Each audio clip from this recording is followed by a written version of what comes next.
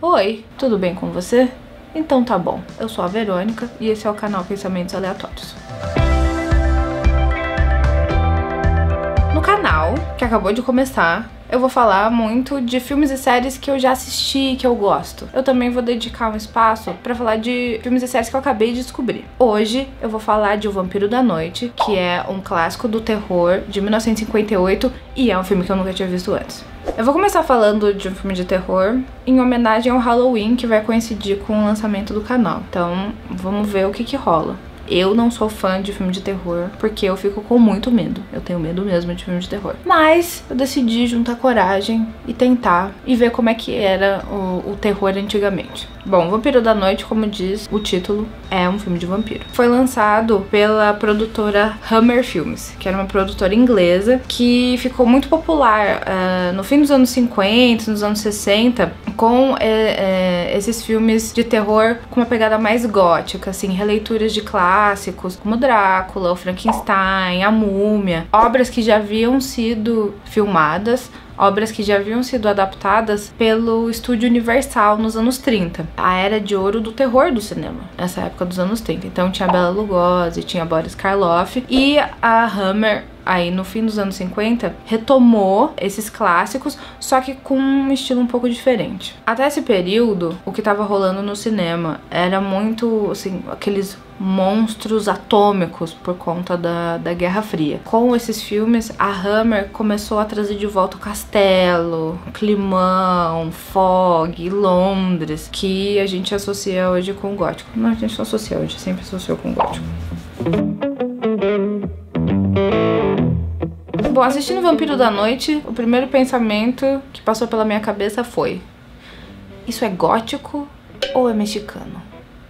O melodrama tá bem intenso. E uma das características do Vampiro da Noite, pelo que eu entendi dos outros filmes da Hammer dessa época, é aquele toque teatral. Então, o filme ele tem um ritmo diferente, ele tem um ritmo mais lento. O jeito dos atores falarem o texto, o jeito deles se movimentarem em cena, tudo parece muito mais teatro do que cinema. E isso a Inglaterra tem em comum com o Brasil, que é a falta de uma indústria cinematográfica. Então, nos Estados Unidos já havia uma indústria e as pessoas pensavam o audiovisual para esse tipo de linguagem. Aqui no Brasil e lá na Inglaterra, a formação audiovisual ainda estava muito ligada ao teatro. Então, assim, os atores sabiam fazer teatro, a equipe sabia fazer basicamente teatro, e isso acaba passando pro filme. Então tudo é muito não é que é tudo mais lento, mas tudo tem um ritmo mais real. Então, se você vai abrir uma porta, você vê a pessoa pegando a chave, colocando a maçaneta, girando a maçaneta. É tudo um processo um pouco mais lento. Uma forma de fazer cinema que a gente não associa mais com o filme de terror e também não associa mais com o cinema em geral, né? É mais difícil. Assistir o Vampiro da Noite parece muito com assistir uma novela antiga no Viva. Tudo tem um toque teatral. O jeito dos atores falarem em cena, o jeito deles se movimentarem. Então os atores têm reações muito exageradas, que é o tipo de reação que é pensada pra quem tá na última fileira do teatro, que é, aparece o monstro, ah, vem o Drácula, é assim, essas são as reações. Tem uma hora que um ator é muito bom, eu vou até interpretar, tem uma hora que o ator faz assim, é maravilhoso, gente. Tipo, quem não gosta de assistir isso? É a atuação patenteada pelo Joey, que é o Smell the Fart. Então, é isso que você pode esperar. É melodrama, é teatral, e o Vampiro da Noite parece muito mais com um episódio de terror do Chapolin do que com os filmes de terror que você tá acostumado agora. Só que mais inglês.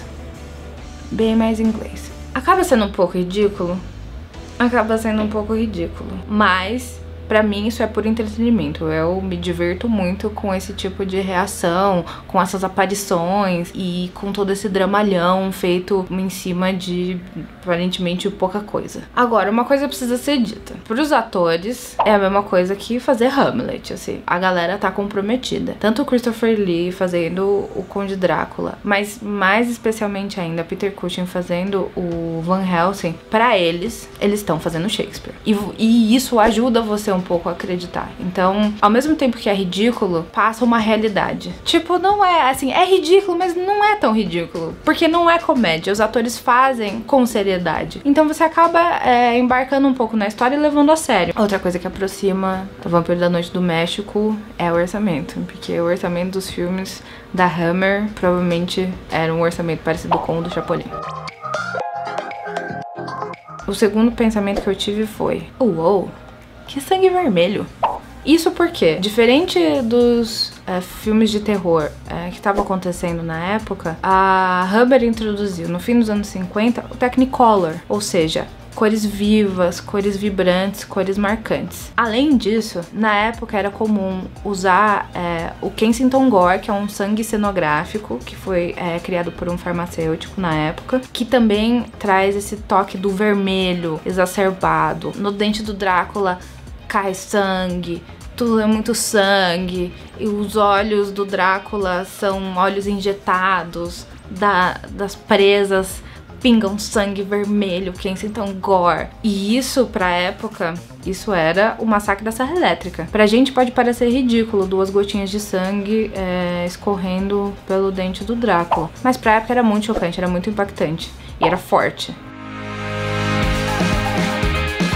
O terceiro pensamento que eu tive assistindo o Vampiro da Noite foi: poxa, fecha as janelas, não, o Drácula vai roubar sua mulher. Uma coisa diferente também, que a produção da Hammer introduziu nesse imaginário do Conde Drácula, esse aspecto mais viril e sexualizado do vampiro. Até então ele era muito mais aristocrático, não tinha essa sexualidade tão exacerbada que a interpretação do Christopher Lee trouxe. Conde Drácula, minha filha, arranca suas calcinhas só de olhar pra você. Uma coisa que eu fiquei triste é a interpretação do Christopher Lee é tão boa, é tão magnética e é tão, sensual, que eu gostaria que ele tivesse falado mais, interagido mais com os outros personagens do filme. Ele é meio calado, não tem morcego, que é um detalhe assim, né? Cadê meu morcego? Mas não tem morcego. Quem acaba ficando mais com a parte do diálogo e de certa forma rouba a cena no filme é o Dr. Van Helsing do Peter Cushing. A interpretação do Peter Cushing pro Van Helsing é interessante porque mistura uma veracidade, você acredita que ele é médico, ele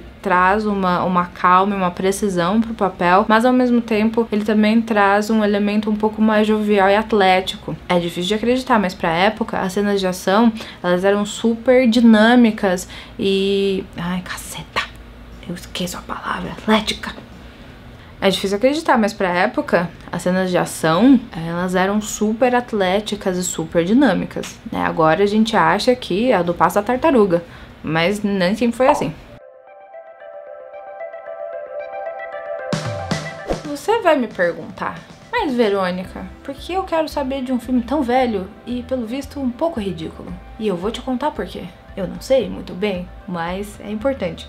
Porque a Hammer está no meio de nós. Você pode não saber, mas muitas coisas que você gosta de assistir tem um toque da Hammer. Um que cita os filmes da Hammer como influência é o Guillermo del Toro, que tem Oscar e tudo mais aí. Um filme específico que traz bastante desse elemento gótico e que bebe bastante nessa influência da Hammer é A Colina Escarlate, pra quem quiser assistir. Outro que não é tão famoso, mas que tem relevância no que a gente assiste hoje é o ator e autor Mark Gatiss. Inclusive, o Mark Gatiss, ele fez pra BBC um documentário chamado A History of Horror. E nesse documentário que ele apresenta, ele fala bastante sobre o impacto que as produções da Hammer, incluindo o Vampiro da Noite, tiveram na sua infância, enfim, como as produções da Hammer influenciaram o trabalho dele. Aí você pergunta: quem é Mark Gatiss? Mark Gatiss é um dos autores responsáveis pelo ressurgimento do Doctor Who, que agora ganha cada vez mais popularidade. E ele também é coautor e co-criador da série Sherlock, com o Benedito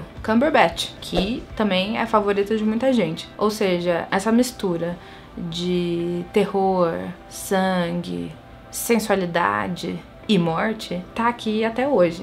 E aí, ficaram com vontade de assistir o Vampiro da Noite? Vocês gostam desses filmes velhos? Gostam de filme de terror? Como é que é isso? Comenta aqui embaixo, que daí eu posso fazer mais conteúdo desse tipo pra vocês. Tchau!